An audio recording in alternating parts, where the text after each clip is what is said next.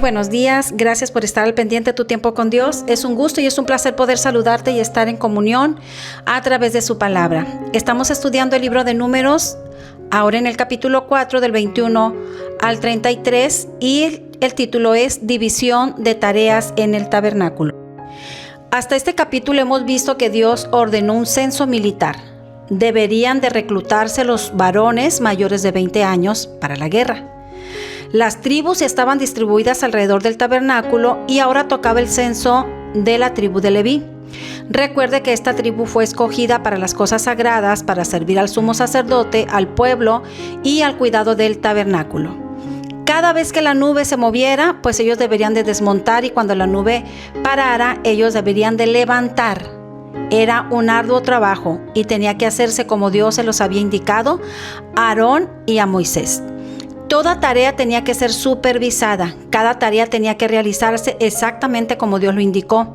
Así que para este trabajo fueron escogidos los hijos de Leví, los cuales son Coat, Gersón y Merari. Estas tres familias, por así decirlo, fueron encargadas de transportar, custodiar el tabernáculo de Dios en el desierto hasta la tierra prometida. Y vamos a ver las tareas específicas y las responsabilidades de cada uno de estos hijos de Leví. En el versículo 1 al 2 dice: habló Jehová a Moisés y a Aarón diciendo: toma en cuenta de los hijos de Coat, de entre los hijos de Leví, por sus familias, según las casas de sus padres, de edad de 30 años arriba hasta 50 años, todos los que entran en compañía para servir en el tabernáculo. Era importante saber cuántas personas había en cada grupo para poder organizarlos de manera adecuada y asignarles tareas específicas y responsabilidades. También fue importante la edad, dice que de 30 años hasta 50. Según la tradición judía, en esta edad el hombre alcanza su plenitud física, su fuerza, su madurez.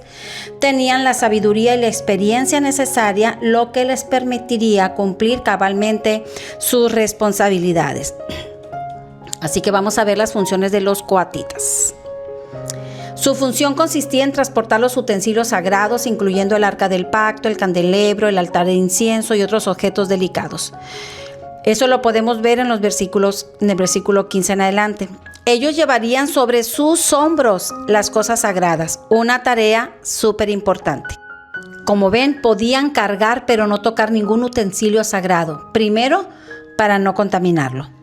La tarea de cubrir el arca del testimonio, la mesa de la proposición, el candelero, el altar de oro y todo lo que componen las cosas sagradas estaban a cargo de Aarón y de sus hijos.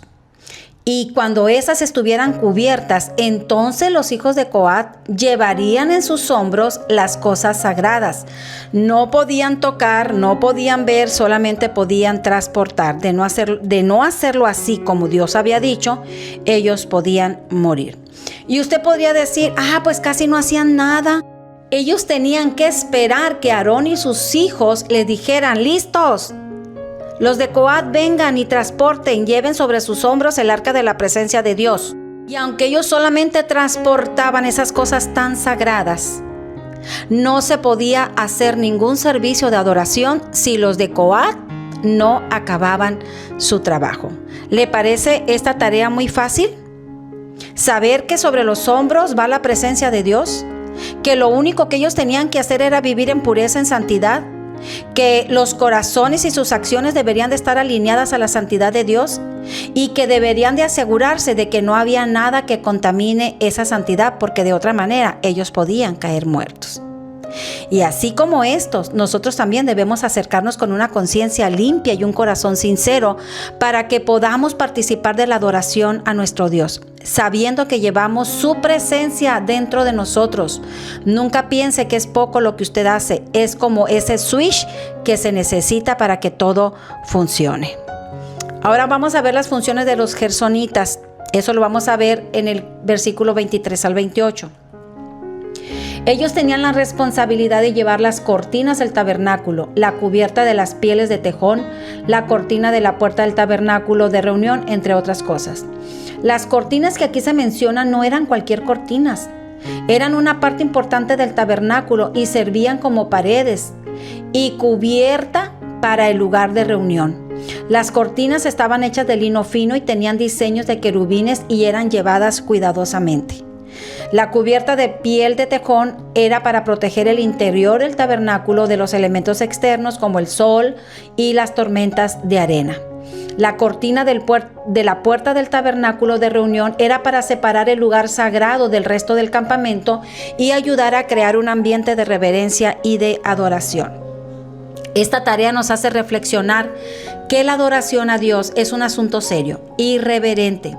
Este grupo se dedicó a hacer su tarea con respeto, dedicación, seriedad y compromiso, pues era parte importante para la adoración a Dios. Nunca se nos olvide que Dios espera lo mejor de nosotros y que nuestro servicio debe de ser siempre con excelencia, porque Dios se lo merece. Amén. Vamos ahora a ver las funciones de los meraritas. Eso lo vamos a ver en los versículos 29 al 33. La edad para esta tarea es la misma, de 30 a 50 años. A esto les tocó la parte pesada, transportar las tablas, las barras, las columnas y las basas del tabernáculo. Y para levantar el tabernáculo se necesitaban primero las basas, las columnas y las estacas. Y todo se hacía bajo la supervisión con absoluta reverencia, pues el trabajo era para Dios. Reflexionemos un poco. ¿Cuál es nuestra actitud cuando hacemos la tarea que se nos ha encomendado? ¿Estamos bajo la autoridad, bajo supervisión? ¿Estamos en obediencia? ¿Estamos haciendo las cosas con diligencia, con fidelidad? Pues recuerde que siempre lo que hacemos tenemos que hacerlo como para el Señor y no como para los hombres, como dice la palabra de Dios en Colosenses 3:23. No se trata de mí, sino se trata de Dios. Todo debe de apuntar a agradar a Dios. Las tareas son diferentes, pero el objetivo es el mismo. Primera de Corintios capítulo 12 del 4 al 6 dice: hay diversidad de dones, pero el Espíritu es el mismo. Dios que efectúa todas las cosas en todos es el mismo. Cada uno use su don, el don que le haya sido confiado. Asegurémonos de estar en el lugar correcto, haciendo lo correcto.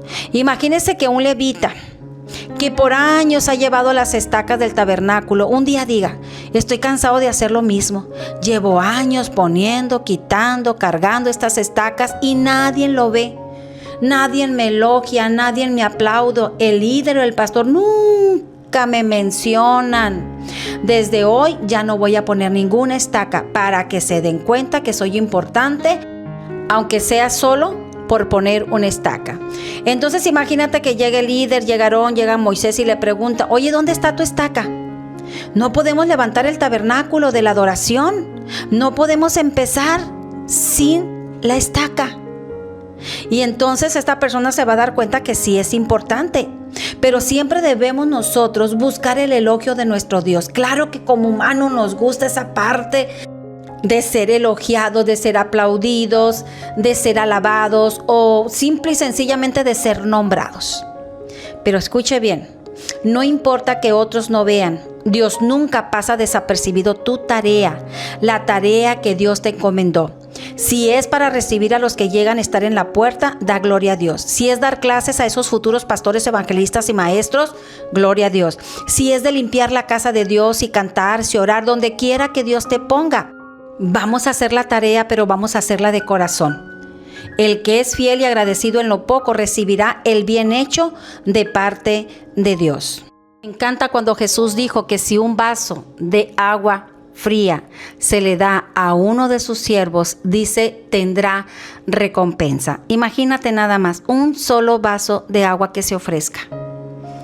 Ahora haciendo la obra de Dios en el lugar donde Dios te ha puesto, y hacerlo como para Él y decirle: Señor, lo hago para ti, porque te amo y porque quiero agradarte.